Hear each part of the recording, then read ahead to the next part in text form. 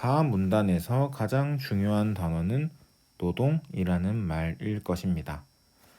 맨 마지막 문장을 보았을 때 철학자들은 이러한 인간의 노동에 어떤 철학적 의미를 부여했을까라는 문장으로 이 문단을 마무리하는 것을 확인할 수 있는데, 노동은 어떠한 나름의 가치가 있는 것이고, 이 노동에 대해서 철학자들은 어떤 의미를 부여했는가 정리를 하자면, 이 마지막 문장을 통해서 이어지는 글은 이 문장, 이 의문에 대한 답을 찾는 과정 내지는 답을 서술하고 있다는 것을 우리가 예측할 수 있습니다.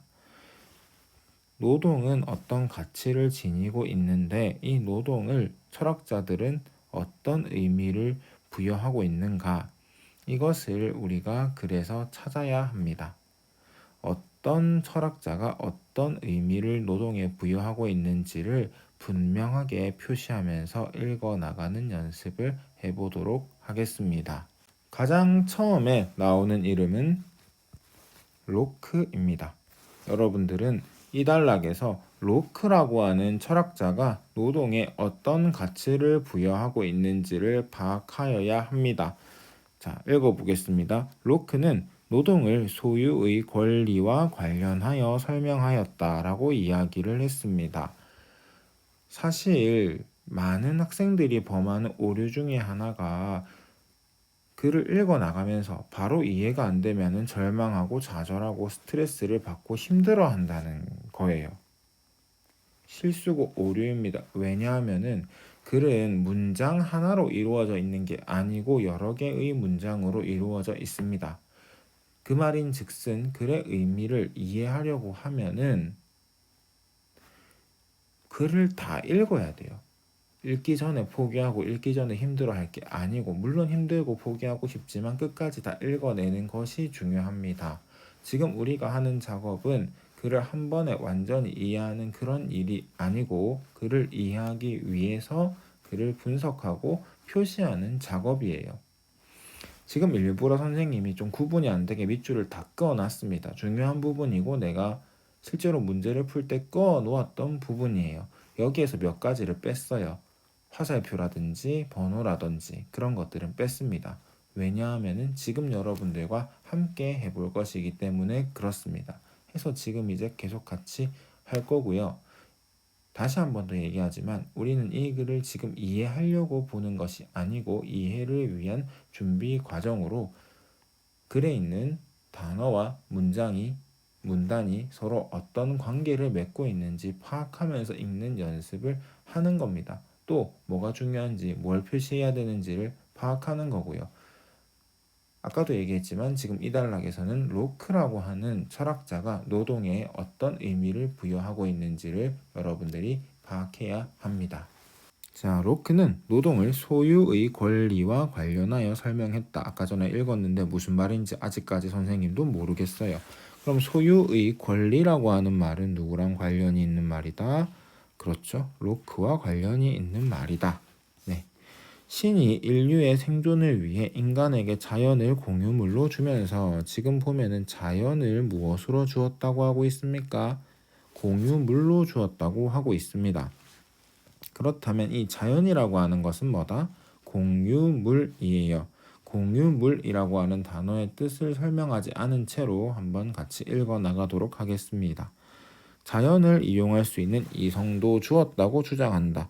자, 이 이성이라고 하는 거는 자연이랑 공통점이 있어요.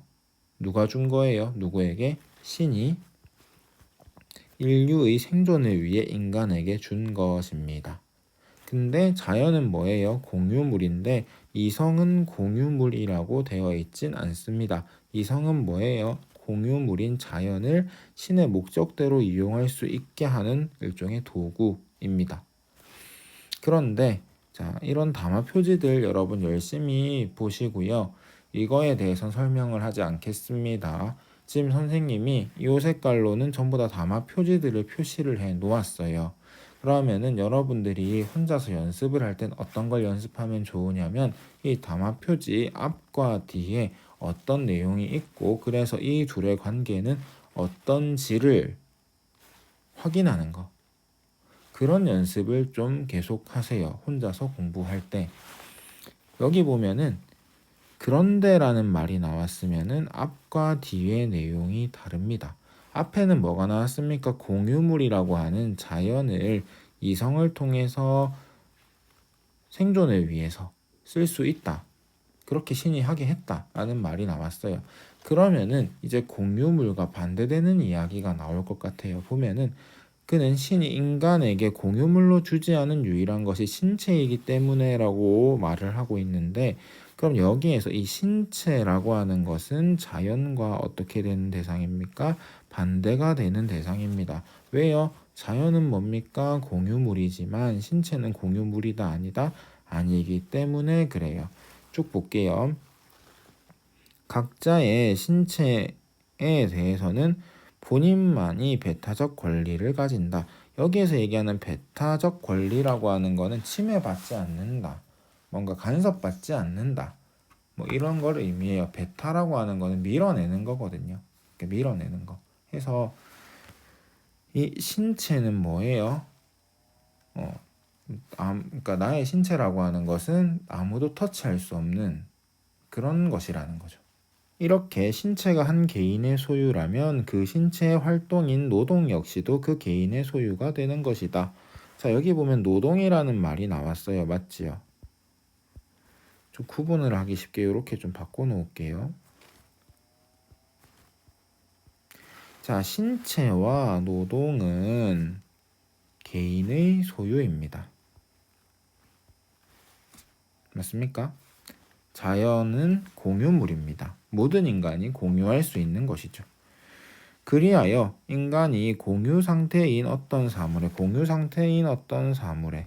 이거를 짧게 줄이면은 자연이라는 말로도 바꿀 수 있을 겁니다. 인간이 자연에 노동을 부여하는 것은 공유물에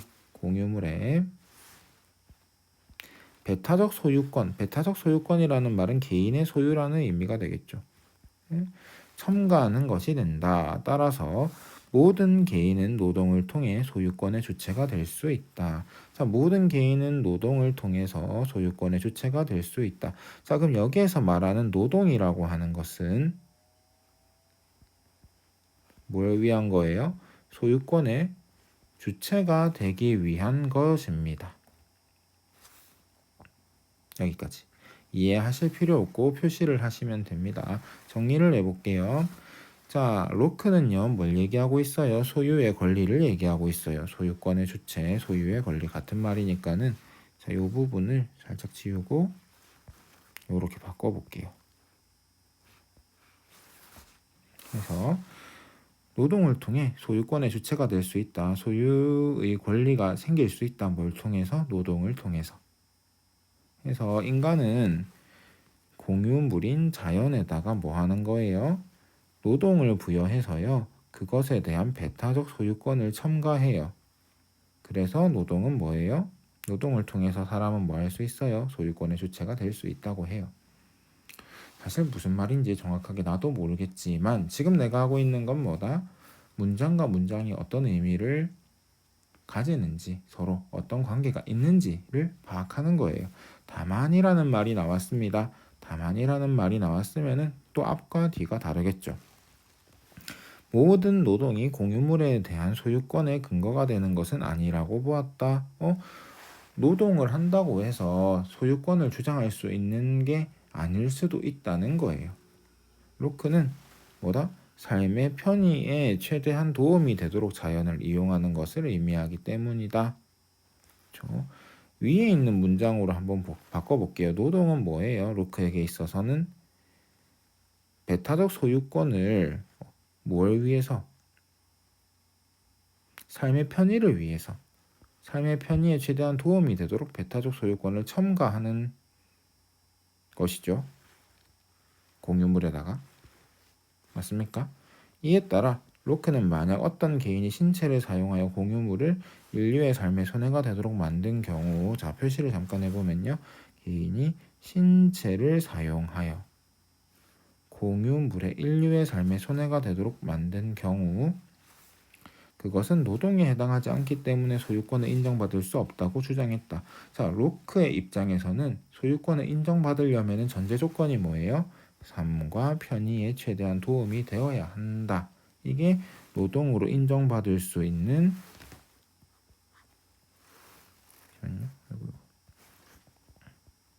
최소한의 조건이라는 거죠. 네, 여기까지가 로크의 노동에 대한 의미입니다. 한편 헤겔은 자, 한편이라고 하는 말이 나오면은 앞과 뒤에 뭐 소재나 화재나 재재가 바뀐다는 걸 의미하겠죠. 이제 색깔을 달리 했는데 헤겔이라고 하는 사람이 나왔습니다. 헤겔이라고 하는 사람이 나왔어요. 아까 누가 나왔어요? 로크였어요. 로크는 노동을 우리가 살펴봤던 대로 의미를 부여했는데 헤겔은 그것과 다르게 의미를 부여하겠죠. 자, 노동을 사적 소유권의 근거를 넘어서서 자, 사적 소유권의 근거, 노동을 사적 소유권의 근거라고 했던 건 누구입니까, 여러분? 그렇죠. 아이고, 잠시만요. 아까 누가 한 말이다? 로크가 한 말. 아유, 좀 로크가 한 말이다. 아이고, 이게 아닌데. 이건 누가 한 말이에요? 로크가 한 말이다.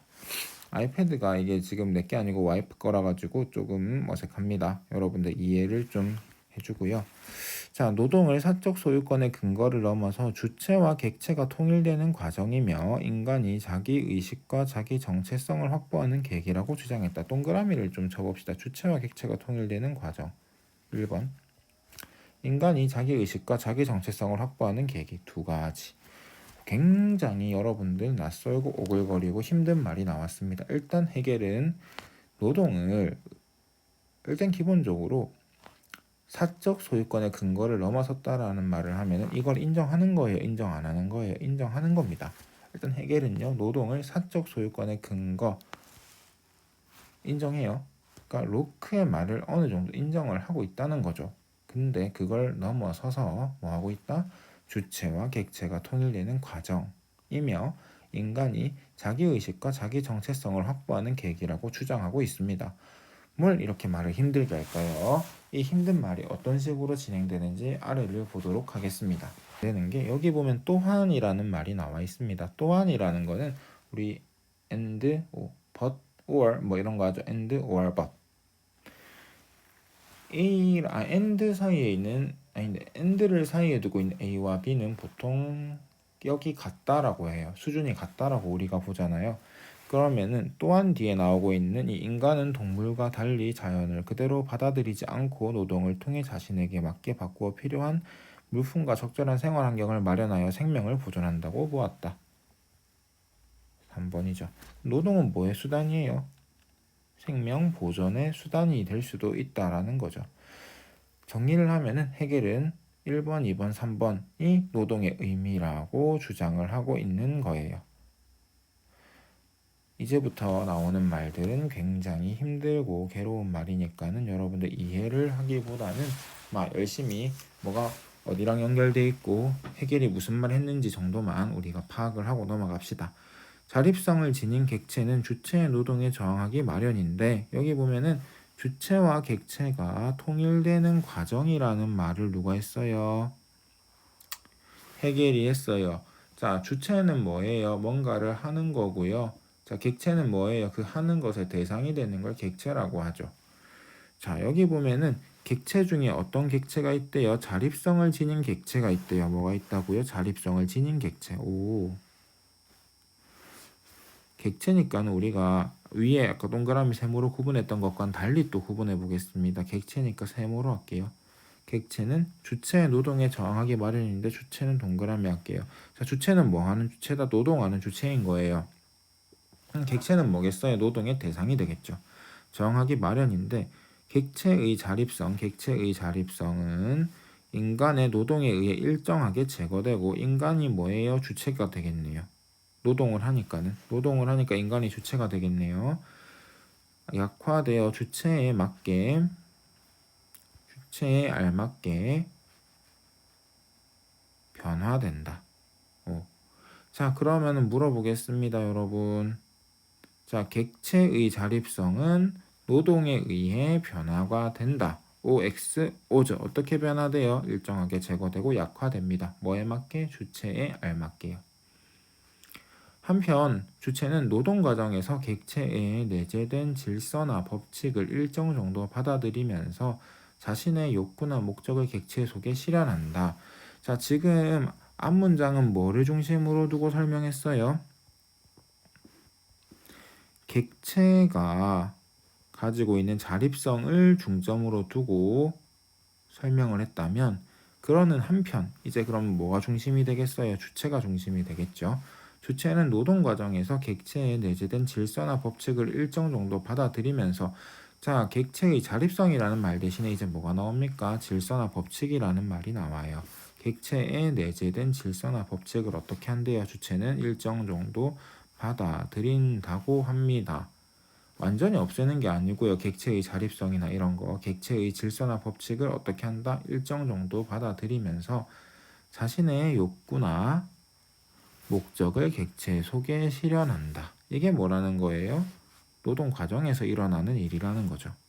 그 결과, 이거 담화 표시해 줬어야 되는데 미안해요. 이 친구도 담화 표지입니다.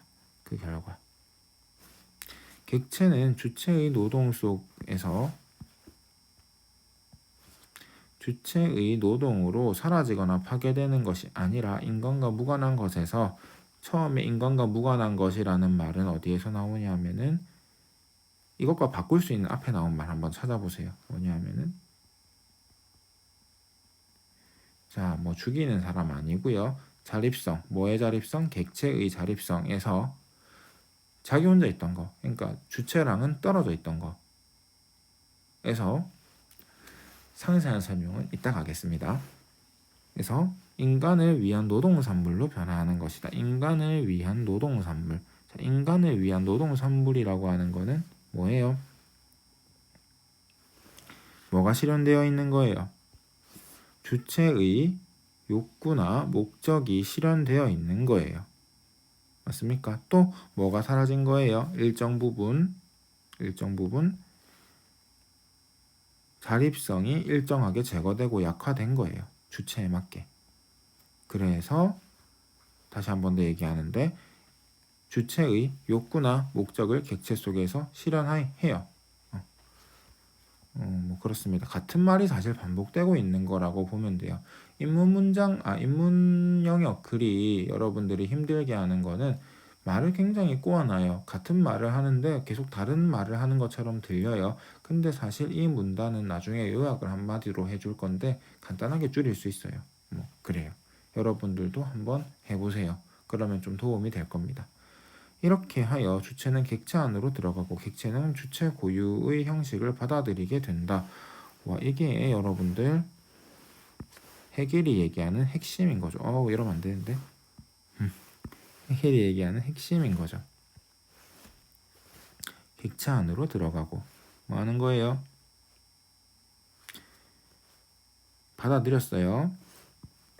그리고 실현했어요. 들어가고, 객체는 주체의 고유한 형식을 받아들이게 된다. 자립성이 어떻게 되는 거예요? 약해지는 거죠. 해겔은 이처럼 노동을 통해 주체가 자신을 객체 속에 나타내는 것, 노동을 통해 주체가 자신을 객체 속에 나타내는 것, 이게 무슨 말이에요? 같은 말이에요. 같은 말을 굉장히 길게 어렵게 또 하고 있습니다. 이 나쁜 인간들, 이걸 뭐라고 한다? 자기 대상화라고 합니다. 정리를 해볼게요. 해겔이 얘기하는 노동의 의미는 뭐예요? 자기 대상화예요. 자기 대상화는 뭡니까? 노동을 통해 주체가 자신을 객체 속에 나타내는 것이에요. 주체는 객체 안으로 들어가고 객체는 주체의 고유한 형식을 받아들이는 것이에요. 객체는 주체의 노동으로 인간과 무관한 것에서 인간을 위한 노동산물로 변화하는 것이에요. 자, 주체는요, 객체의 질서나 법칙을 일정 정도 받아들이면서 자신의 욕구나 목적을 객체 속에 실현해요. 이때 객체의 자립성은요, 주체에 맞게 일정하게 제거되고 약화됩니다. 지금 내가 한 말이 전부 다 같은 말입니다. 그럼 이 글의 필자는요, 자기 대상화라는 말을 설명하기 위해서 이만큼의 활자들을 활용하고 있는 거예요. 결국 주체와 객체는 서로 분리, 고립되어 있다가 이때 객체는 어떤 상태예요? 자립성을 가지고 있는 상태라는 거죠. 그러니까 분리되고 고립되어 있는 거죠, 서로. 노동을 통해 노동산물 속에서 통일되어 가며 통일되어 간다는 건 뭐예요? 뭐가 일어난다는 거예요? 자기 대상화가 일어난다라는 거죠. 주체는 그 속에 실현된 자기 대상화의 정도만큼 자기 의식을 확보하는 것이다. 자기 의식이라는 것도 또 나왔네요. 자, 자기 대상화가 일어나면은 노동 속에서 뭘 확보할 수 있어요? 자기 의식을 확보할 수 있다는 거죠. 네. 이건 굳이 정리 안 해도 될 것 같아요. 자, 그런데 해겔은 노동산물이 주체의 소유지만 노동산물, 그쵸? 노동산물은 뭐 어떻게 된 친구예요? 이제 객체인데 어떤 객체? 자립성이 주체에 맞게 약화되고 작아진, 없어진, 소거된, 없어지진 않죠. 약화된이 낫겠다. 약화된 산물, 객체인 거죠. 그리고 얘 안에 뭐가 들어가요? 주체의 고유한 형식이 들어가요. 주체의 욕구나 목적이 들어가요. 노동산물. 해겔이 말하는 노동산물은 무엇이다? 자립성이 약화되고 또 뭘 가지고 있어요? 질서나 법칙을 내재하고 있는데 그것을 누가 받아들여줘요? 주체가 받아들여줘요. 그리고 주체는 그러면서 뭐 해요? 자신의 욕구나 목적을 노동산물 안에서 실현시켜요. 그래서 얘는 어떻게 되는 거예요? 바뀌는 거예요. 뭐로? 인간과 무관한 것이 아니라 인간을 위한 것으로 바뀌는 거예요. 얘는 주체가 안으로 들어가고요. 주체의 고유한 형식을 받아들여요. 계속 같은 말을 지금 반복하고 있는 거예요. 이 단락은 어려운 게 아닙니다. 그냥 한 두세 문장으로 줄일 수 있는데 이걸 자세하게 풀어서 이해를 돕기 위해 설명하려고 하다 보니까 여러분의 이해를 막아버리는 이상한 경우가 생겨버렸어요. 노동산물이 주체의 소유지만 여전히 주체와 분리되어 있고 주체를 완전히 표현하지도 못하기에 노동을 통한 주객 통일은 한계가 있다고 지적했다. 자, 지금 이거는 뭐예요? 해겔 지 스스로 뭐하고 있는 거예요? 지 이론의 한계점을 밝히고 있는 거예요.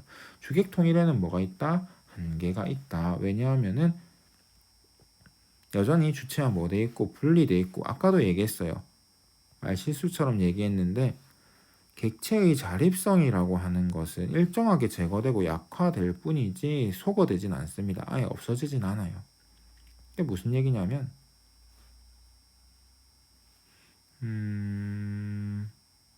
뭐라고 할까요? 내가 핸드폰으로 지금 아이패드로 일을 하고 있다고 할게요. 그래서 얘의 나름의 이제 자립성이 있지만 나는 그런 걸 싹 다 무시하고 지금 막 내가 내 일을 하고 있어요. 내 마음대로 하고 있다고. 근데 그렇다고 해서 이 아이패드가 완전히 나랑 똑같아지지는 않는 거잖아요. 말이 좀 어려운데 어쨌든 그러니까 나는 아이패드가 될 수 있어요, 없어요? 없어요. 그죠?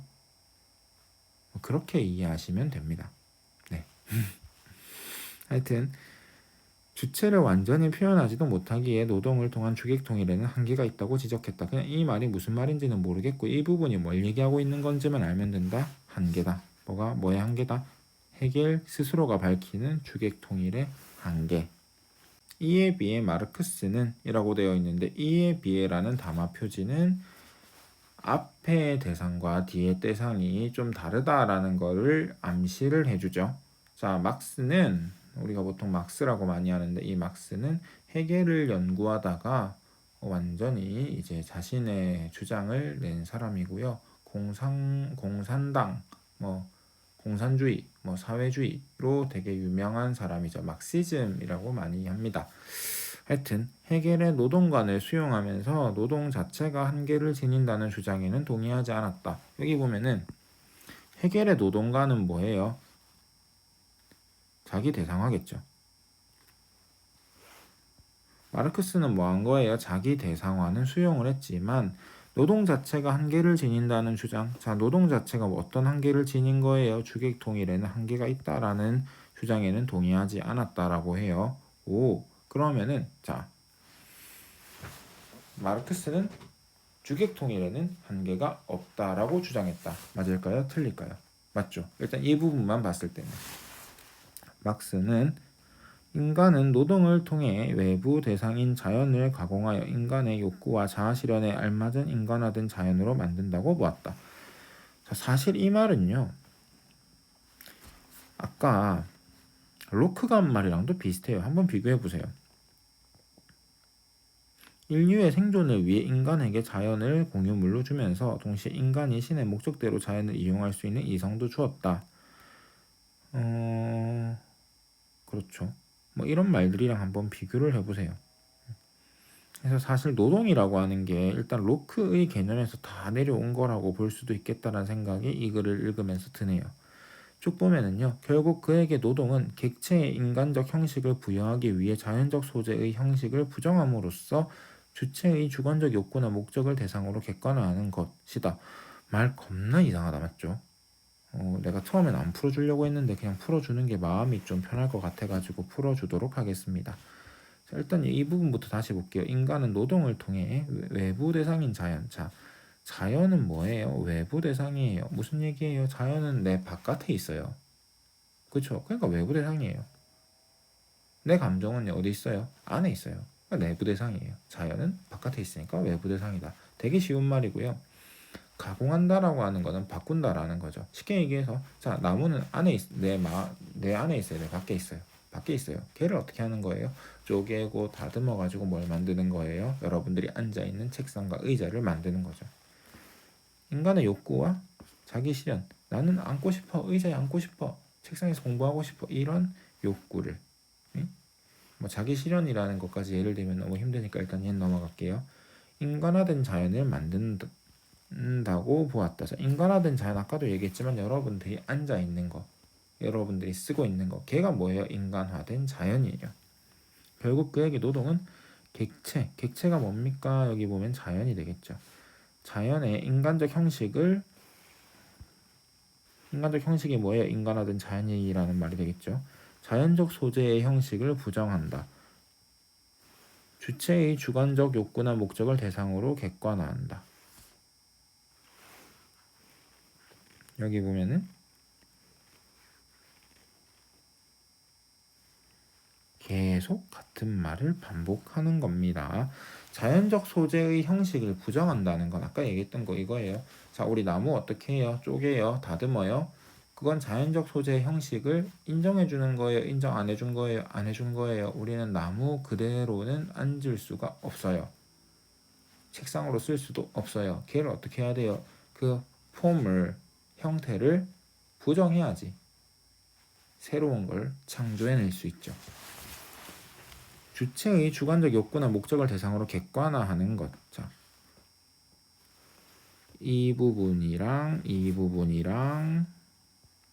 같다라고 보시면 됩니다. 같은 말이에요. 늘 계속 같은 말을 반복하고 있습니다. 그리하여 가공된 대상에는 주체의 형식이 부여되고 주체의 형식이 부여되고 주체의 욕구나 목적 등은 물질화되어 구체적 노동의 산물이 된다. 네, 그렇다고 하네요. 구체적 노동의 산물이 된다. 이 구체적 노동의 산물은 뭐가 물질화된 거예요? 주체의 욕구나 목적이 물질화된 것이 뭐다? 구체적 노동의 산물이 됩니다.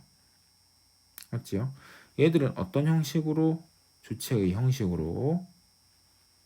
그쵸? 인간은 노동을 통해 만들어낸 노동산물에서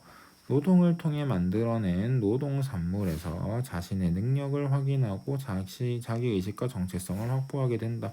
왜냐하면은 뭐가 들어가니까 주체의 욕구나 목적이 들어가요. 주체의 형식이 들어가요. 이게 뭐가 되어서 물질화되어서 들어가기 때문에 뭐 할 수 있는 거예요? 주체가 능력을 확인할 수 있고요. 나는 이렇게 책상을 예쁘게 잘 만들었어. 자기의식과 나는 책상에 이런 것들을 부여해. 나는 디테일한 게 좋아. 하고 정체성. 난 나만의 아이덴티티를 이걸 통해 드러낼 거야. 확보하게 된다. 라는 거죠. 더 나아가 자신의 능력을 더욱 개발하여 자연의 구속으로부터 벗어나 자유를 획득하면서 자아를 실현하게 되는 것이다. 자연의 구속이라는 말을 얘가 처음 했는데 인간이 자연에 묶여있다라고 보는 거네요. 누가요? 막스가요.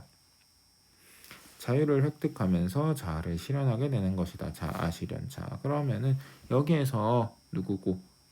막스는 노동을 뭐의 수단으로 삼고 있는 거예요? 자아 실현의 수단으로 삼고 있다라고 보면 되겠네요. 이러한 관점에서 그는 노동이 가장 현실적인 주객 통일의 방법이자, 그쵸? 아까 전에 누구는 해겔은 주객 통일 안 된다라고 했는데 막스는 주객 통일을 할 수 있다라고 하고 있어요. 인간의 자아 실현 과정이라고 주장하고 있습니다. 뭐가요? 뭐가요? 노동이요. 누가요? 막스가요. 자, 이 부분 같이 한번 다시 읽어볼게요. 그럼 막스는요. 인간은 노동을 통해 외부 대상인 자연을 가공하여 인간의 욕구와 자기 실현에 알맞은 인간화된 자연으로 만든다고 보았어요. 이때 노동은 뭐예요? 주객 통일의 방법이자 인간 자아 실현의 과정인 거예요. 자, 노동이란 말 대신에 이 말을 집어넣어 볼게요. 인간은 자아 실현을 위해서 외부 대상인 자연을 가공하여 인간의 욕구와 자기 실현에 알맞은 인간화된 자연을 만들어요. 인간은요, 주객 통일을 위해서 외부 대상인 자연을 가공하여 인간의 욕구와 자기 실현에 알맞은 인간화된 자연으로 만들어요. 내가 지금 이 글을 읽으면서 계속 여러분들에게 하고 있는 말은요, 같은 말을 되풀이하는 거예요. 형태를 조금씩 달리해서. 자, 그럼 여러분들이 사실 이 글을 읽으면서 연습을 해야 되는 건 어떤 말이 어떤 말과 어떤 관계가 있는지를 파악하는 거예요. 뭐 대신에 이 말을 쓸 수 있다는 거는 이 말과 뭐는 의미가 같다는 거죠. 그런 것들을 여러분이 파악하는 연습을 해야지 문제 풀 때 빨리 정확하게 풀 수 있고 글을 술술술 읽어 나갈 수가 있습니다. 자, 다만이라고 하는 담화 표지가 나왔습니다. 그럼 여기에서도 약간 제동을 거는 거예요. 그는 막스는 노동을 통한 주객 통일의 한계가 사회 구조의 한계에서 비롯된다고 분석하여, 그러니까는 아까 전에 누구고 해겔은 주객 통일에는 이러한 이유 때문에 주객 통일이 한계가 있다라고 했어요. 막스도 주객 통일에는 한계가 있다라고 하네요. 아니, 부정을 하진 않네요. 근데 이 한계는 어디에서 비롯된다? 사회적 구조의 한계에서 비롯된다. 그러니까 막스는요, 주체와 객체는 노동의 산물은 분리되어 있지 않다라고 봐요. 노동의 산물은 주체를 완전히 표현할 수 있다고 봐요. 그래서 해겔이 얘기하는 한계는 거부해요. 이거 아니다. 주객 통일할 수 있다. 근데 안 되는 이유는, 그럼에도 한계가 있는 이유는 뭐다? 뭐 때문이다? 사회적 구조의 한계 때문이다. 라고 하는 거예요. 노동을 통한 인간의 자아 실현을 완성하기 위해서는 사회 구조를 변혁해야 한다고 역설했다. 자, 막스는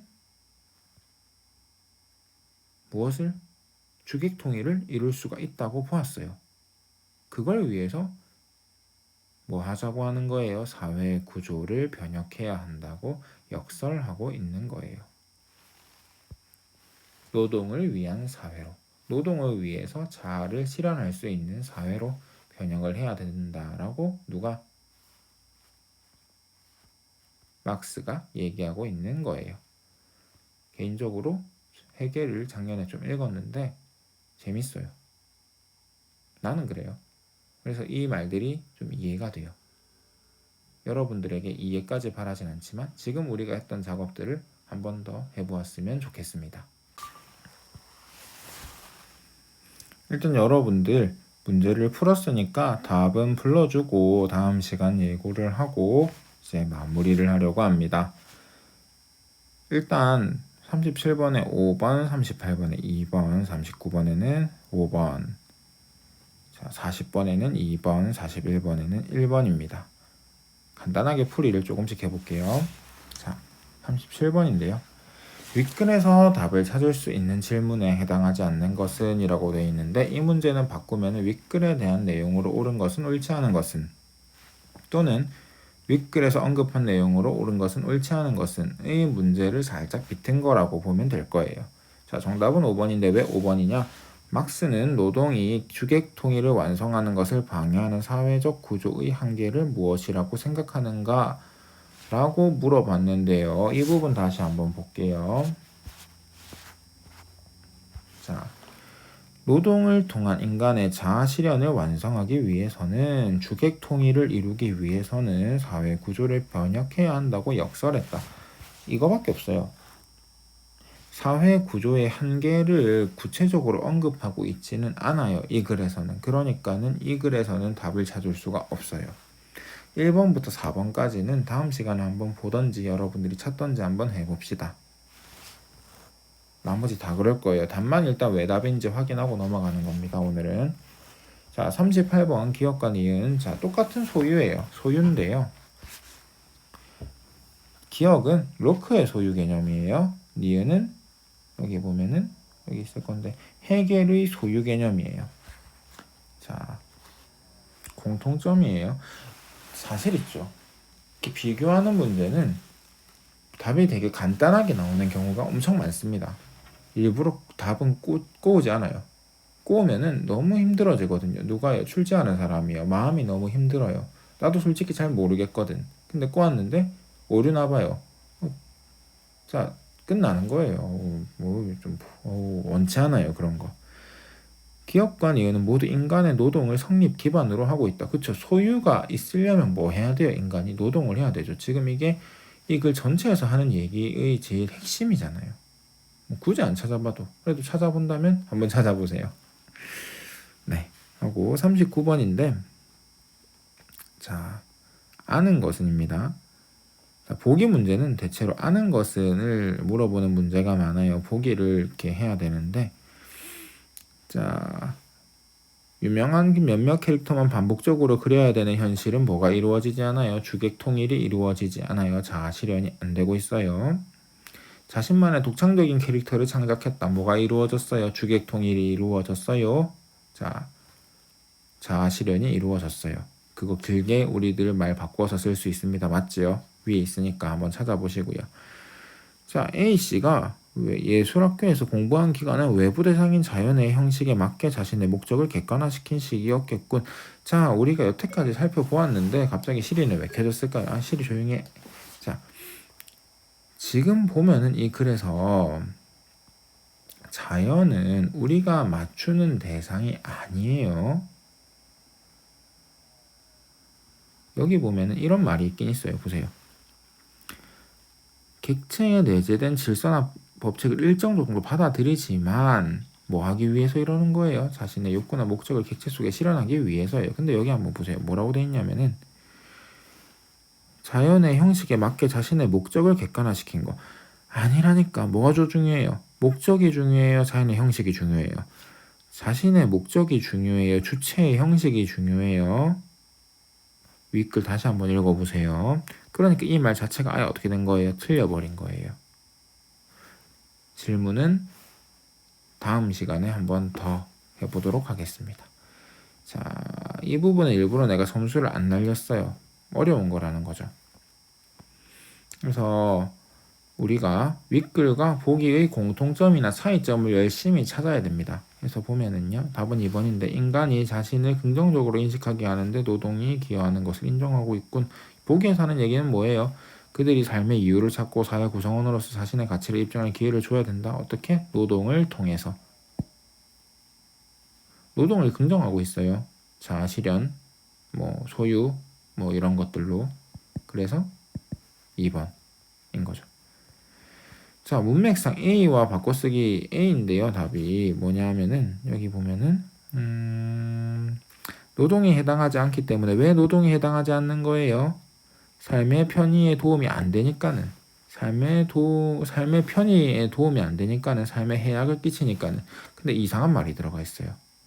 공유물에 참가한 노동이 아니므로 라고 돼 있는데, 이 말이 인류에게 피해를 끼치므로 라는 말이랑 뜻이 같진 않잖아요. 그러니까 답은 1번이 되는 거예요. 이런 문제 쌤 처음 봤습니다.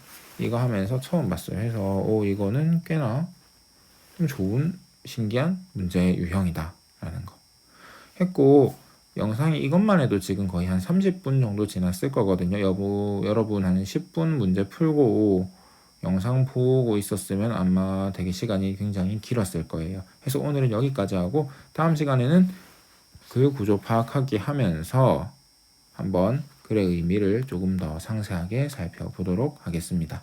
여러분 긴 영상 시청하느라 고생이 많았습니다.